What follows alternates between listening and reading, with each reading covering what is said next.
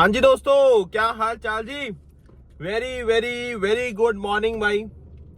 और बड़ा भाई एक प्यारा सा दिन है, सैटरडे का वीकेंड हो गया जी शुरू। और आज हम बात करने वाले हैं भाई कि ये वीक कैसा रहा। देखो जी, मोस्टली जो हमारी अपडेट्स आती हैं वो मंडे टू फ्राइडे आती हैं भाई, ठीक है। और यही भाई आईआरसीसी के जो वर्किंग आवर्स हैं ये भी हैं, तो ऑब्वियसली भाई उन दिनों में ही आएंगी। तो ये कैसा रहा हफ्ता, थोड़ी सी बातचीत कर लेते हैं। और आगे जो आने वाला हफ्ता है इसमें क्या हो सकता है, क्या नहीं हो सकता, क्या हम कुछ अपडेट सुन सकते हैं, नहीं सुन सकते, तो वो सारी चीजें हम डिस्कस कर लेंगे, ठीक है जी। देखो जी, सबसे बड़ी चीज जो आई, सबसे बड़ी जो हमारे पास भाई अपडेट आई है वो आई है जी, जो इन्होंने बोल दिया जी कि भाई जो स्टूडेंट्स हैं 20 आवर्स पर वीक ही काम कर सकते हैं आफ्टर 30th ऑफ अप्रैल। और ये भी एक टेम्पररी एक चेंज है, क्योंकि जो परमानेंट चेंज होगा वो होगा जी 1 सितंबर से। और उसके अकॉर्डिंग भाई हो जाएगा जी 24 आवर्स पर वीक स्टूडेंट्स के लिए। ये भाई बहुत बहुत बहुत बड़ी अपडेट है जी। दूसरा भाई मैं बता दूं, बिल्कुल जी एक्साइटमेंट के साथ, फुल जोश के साथ स्टूडेंट्स पहुंच रहे हैं जी कनाडा में मेन टेक वाले। और आई थिंक उनकी मंडे से क्लासेस शुरू हो जाएंगी। तो मैंने आपको पहले ही बताया भाई, जिनकी क्लासेस शुरू होने वाली हैं, कि भाई ऑफ कैंपस क्या होता है, ऑन कैंपस क्या होता है, इस चीज की आप नॉलेज ले लो। मैंने फुल वीडियो डाली है भाई 1-2 दिन पहले ही। तो आपको अंडरस्टैंडिंग होनी जरूरी है, आपको पता होना जरूरी है कि वो एक्चुअल में चीज है क्या, ठीक है जी। तो ऑन कैंपस आप जॉब ढूंढोगे तो आप जितना मर्जी काम कर लो, कोई चक्कर वाली बात नहीं। डॉलर छापोगे डॉलर, बट उसमें जॉब लेनी आपकी बस की बात होनी चाहिए, ठीक है। थोड़ी मेहनत करनी पड़ेगी, एफर्ट्स करने पड़ेंगे एक्स्ट्रा, वो आप कर सकते हो, वो चीज आपने ध्यान में रखना है, ठीक है जी। अब दूसरा भाई, थोड़ी सी पीआर के ड्रॉ की बात कर ले। पीआर के ड्रॉ की बात करें तो भाई देखो जी, इस हफ्ते ना कुछ एक्सपेक्टेड था और ना कुछ आना था, वही बात हुई जी। कोई ड्रॉ नहीं आया, ठीक है, कोई पीआर का ड्रॉ नहीं आया। हाँ जी, वो पीएनपी वाले तो चलो भाई एक अलग केस है, वो चलते ही रहता है। बट अगर मैं एक्सप्रेस एंट्री के ड्रॉ की बात करता हूँ भाई, कुछ नहीं आया, ठीक है। लेकिन आने वाला हफ्ता हो सकता है जी कि भाई पीआर के ड्रॉ हमें देखने को मिले, ये चीज क्लियर होगी, ठीक है जी।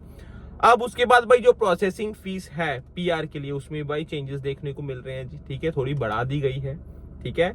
और ये भी एक बड़ी अपडेट निकल के आ रही है जी। और बाकी भाई और चीजें चलती रहेंगी जी। वर्क परमिट को लेके मैं आपको बता दूं कि लोगों के रिजल्ट आ रहे हैं, लोगों की पीपीआर आ रही है, ठीक है जी। तो इसमें आपको ज्यादा टेंशन लेने की जरूरत, आई नो भाई बहुत सारे लोग कहेंगे भाई इतना हो गया, ये इतना हो गया, ये हो गया, वो हो गया, इतना टाइम में 6 महीने हो गए वेट करते हुए, 7 महीने हो गए। भाई ठीक है, मैं मानता हूं कि आपको वेट करते हुए बहुत टाइम हो गया, बट आपके भाई कैटेगरी पे भी डिपेंड करता है, आपकी फील्ड पे भी डिपेंड करती है ये चीजें, ठीक है जी। तो इसेंशियल है, तो विद इन प्रोसेसिंग टाइम आ जाना चाहिए। जब मैं विद इन प्रोसेसिंग टाइम की बात करता हूं तो आपको एक और मैं बड़ी अपडेट दे दूं जी, जो प्रोसेसिंग टाइम को लेके आई थी, ठीक है। चेंजेस भाई डेफिनेटली आए हैं जी। विजिटर वीजा इंडिया से अगर अप्लाई करते हो, इन्होंने अब भाई 25 डेज कर दिया है। इंडिया से अगर आप कनाडा के विजिटर वीजा के लिए अप्लाई करोगे 25 डेज, वहीं पे पाकिस्तान का आई थिंक 105 दिन, 106 था, 105 दिन हो गया है। तो कहीं ना कहीं वो कम होता नजर आ रहा है।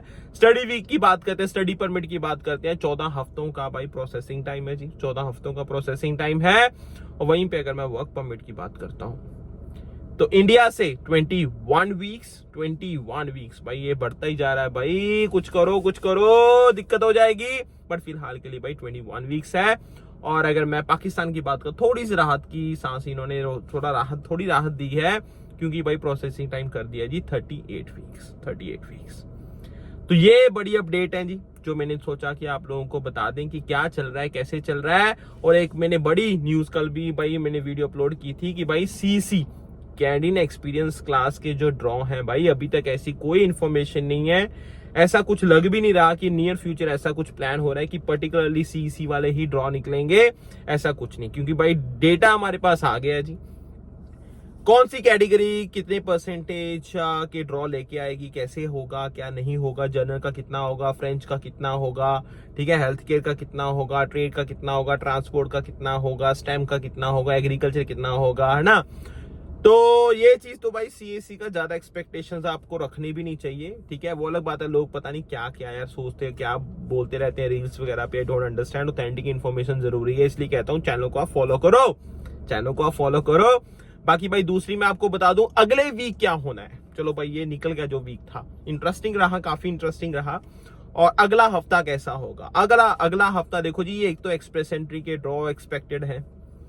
एक्सप्रेस एंट्री के ड्रॉ भाई आपको पता है भाई 14-15 दिन के बाद आते हैं जी, ठीक है, आफ्टर एवरी 2 वीक्स। तो जी ये हफ्ता निकल गया, कुछ हुआ नहीं, तो इस हफ्ते भाई कुछ ना कुछ होना चाहिए। तो मुझे लगता है भाई फ्रेंच का तो देखो भाई जो पैटर्न चल रहा है ना वो लास्ट वीक में ही आता है, तो फ्रेंच का ड्रॉ तो देखो मुश्किल है। लेकिन इसके साथ साथ एक चीज और है कि भाई एक्सप्रेस एंट्री का एक जनरल कैटेगरी का ड्रॉ आ रहा है और साथ में साथ एक कैटेगरी बेस्ड ड्रॉ आ रहा है। तो मुझे लगता है भाई जनरल का तो आना ही आना है, जनरल का तो आना ही आना है। पोजीशन क्या हो सकती है, कितना स्कोर जा सकता है, वो हम नेक्स्ट वीडियो में डिस्कस करेंगे। पर फिलहाल जो कट ऑफ है भाई 529 का जा रहा है, ठीक है। देखते हैं इस बार कितना जाएगा, जनरल कैटेगरी की बात मैं कर रहा हूं। वहीं पे भाई अब दूसरी कैटेगरी बचती है एग्रीकल्चर के, का बहुत कम चांसेस हैं, बहुत कम चांसेस है ना, क्योंकि ज्यादा रिक्वायरमेंट है भी नहीं और फिलहाल के लिए। और ऑलरेडी इन्होंने एक ड्रॉ आई थिंक जैन में इन्होंने अनाउंस कर रखा है, ठीक है जी। ट्रेड का भी, ट्रांसपोर्ट का भी मुझे नहीं लगता भाई फिलहाल ड्रॉ इनके एक्सपेक्टेड है। स्टेम का हो सकता है, चांसेस हैं भाई कि स्टेम का ड्रॉ आ जाए, लेकिन मुझे लगता है कि हेल्थ केयर का ये चांसेस हो सकते हैं इस बार। हो सकता है कि भाई हेल्थ केयर का आपको ड्रॉ देखने को मिल जाए इस बार, ठीक है, हो सकता है। लेट्स सी भाई क्या आता है क्या नहीं आता, ठीक है। बट हाँ चांसेस बिल्कुल है जी कि भाई एक्सप्रेस एंट्री का ड्रॉ आएगा अगले हफ्ते। कितना होगा क्या होगा वो टाइम टू टाइम हम चीजें डिस्कस करते रहेंगे, कोई चक्कर वाली बात नहीं है। बाकी भाई दोबारा मिलते हैं जी वीडियो टॉपिक एंड डिस्कशन। और कोई आप अपडेट कहते हो जो आपको लगता है भाई नहीं होगा, ये होगा, ऐसे होगा, तो बताना जरूर भाई, ठीक है। एंड आई होप सबकी जो स्पेशली भाई जो पब्लिक प्राइवेट पार्टनरशिप वाले कॉलेजेस में आ रहे हैं इस बार, आई होप उनकी क्लासेस 15 मई से पहले स्टार्ट हो रही हैं, ताकि भाई उनका जो वर्क परमिट है वो लेने में उनको दिक्कत ना हो, कोई परेशानी ना हो, ठीक है ना। ये बहुत ही इंपॉर्टेंट चीज है, तो आई होप उनको कोई दिक्कत ना हो।